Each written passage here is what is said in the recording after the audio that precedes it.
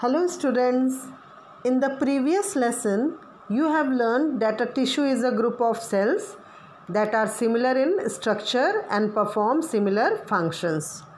You have also learned about different types of plant tissues. Let us now learn about animal tissues.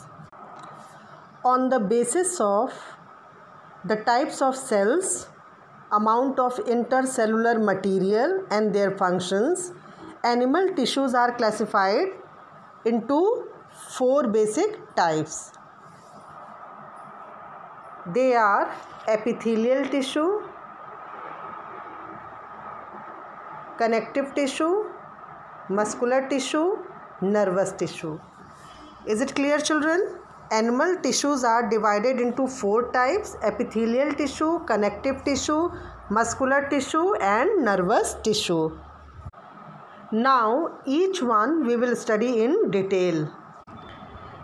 In this video we will discuss about epithelial tissues. When we see the structure of epithelial tissues, in that cells pack tightly together, means the cells of this tissue are closely packed together. They are closely packed with no intercellular space or substance. There is no space between two cells, so intercellular space is absent in this type of tissue. They form continuous sheet that line different parts of the body. If we see the outer layer of the skin, inner lining of the blood vessels and all organs such as stomach, intestine, windpipe,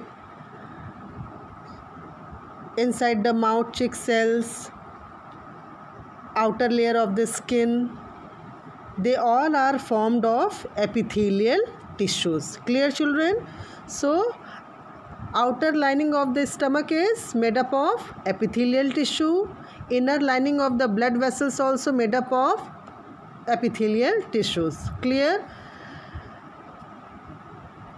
If we see the functions, their main functions are protection, they protect the body; secretion, they secrete also, we will discuss later; absorptions and transport. So the main functions of epithelial tissues are protection, secretion, absorption and transport. Students, the shape of the cells of epithelial tissue may be flat, irregular, cuboidal or columnar. On the basis of the shape of the cells, epithelial tissues are classified into 3 types. First one is squamous epithelium. You can see in the figure, this is squamous epithelium. Second one is columnar epithelium, this one. And the third one is cuboidal epithelium.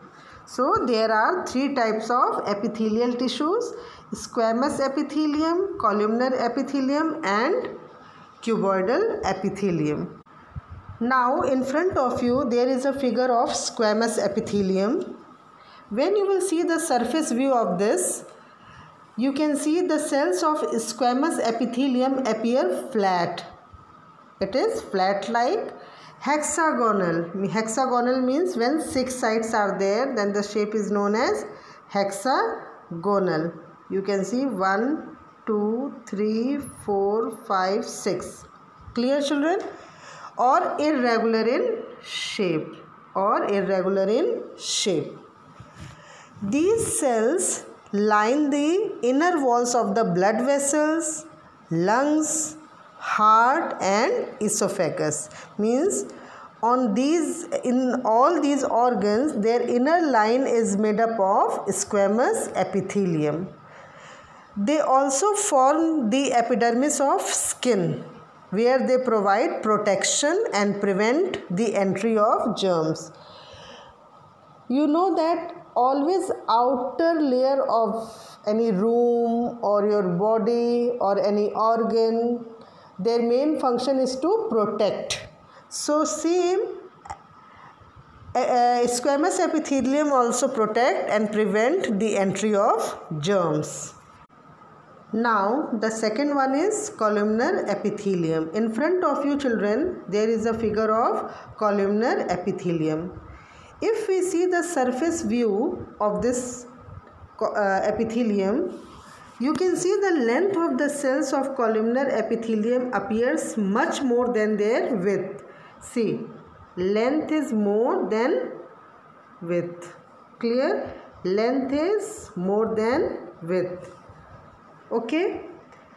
And that wise they look like column-like. They look column-like. Clear? The cells of this tissue are placed side by side like columns. And the nucleus, you see in the figure, this is nucleus, this is nucleus. Okay, so nucleus is present towards the base of the cell. Clear? You can see in the figure, nucleus is present towards the base of the cell. These cells are found in the lining of the stomach, intestines and pharynx. Means when you will see the structure of stomach and intestine, they are lining of these organs made up of columnar epithelium. Now the third one is cuboidal epithelium. In front of you, it is the structure of cuboidal epithelium. Now you can see the surface view of this tissue.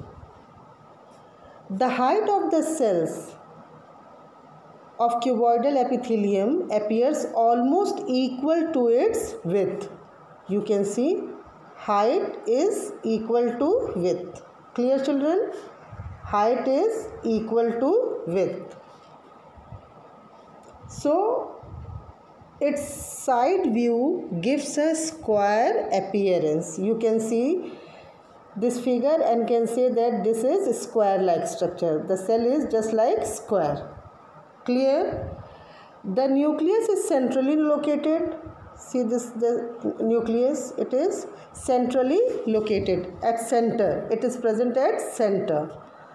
They are found in the thyroid gland, kidney tubules, salivary glands, pancreas and liver. So cuboidal epithelium present in thyroid gland, kidney tubules, salivary glands, pancreas and liver. Now we will discuss about functions of epithelial tissues. Class, epithelial tissue is a protective tissue. The main function of this tissue is to give protection to the body. Clear? This tissue covers the outer surface of the body and forms the inner lining of the organs. So they protect the body and the organs from injury, from entry of germs and so on. Clear children? So protecting underlying structures like epithelium, lining of the mouth. Clear? Main function to protect the body and the organs from injury, from entry of germs and so on. Secondly, it act like a barriers. These tissue act like a barriers. You can take example of skin. Clear? Skin is just like a barrier of your body. Clear? Next one is permitting the passage of substances. Example, cells lining air sacs in lungs. You know that in our lungs, air sacs are present there. In their lining lining of air sacs is made up of this epithelial tissue only, and nephrons in kidney. Also in the lining of the nephron is also made up of epithelial tissue. Clear? So these lining give permission to substances to come inside or to go outside. Clear? Next is secreting substances. Example, pancreatic cells. Class, We can take another example also, that in salivary and gastric or stomach glands, salivary gland or gastric or stomach glands, the epithelial tissue is specialized to secrete enzymes. In these glands, this tissue secrete enzymes that help in the digestion of food. That enzyme helps in the digestion of food. The last one is absorbing substances. Example, lining of stomach and small intestine.